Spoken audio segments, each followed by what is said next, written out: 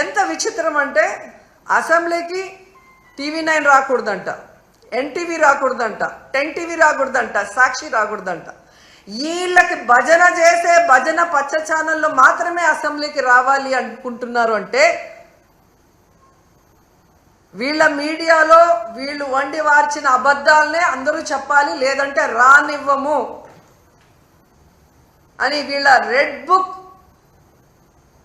రాజ్యాంగం ఈరోజు మనకి స్పష్టంగా కనిపిస్తుంది.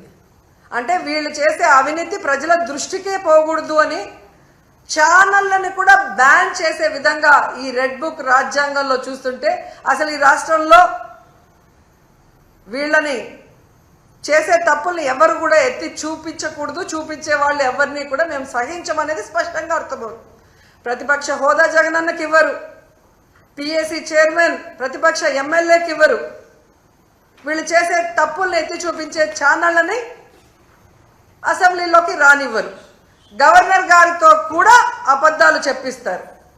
అంటే వీళ్ళ చైర్మన్, వీళ్ళ డిప్యూటీ చైర్మన్, వీళ్ళే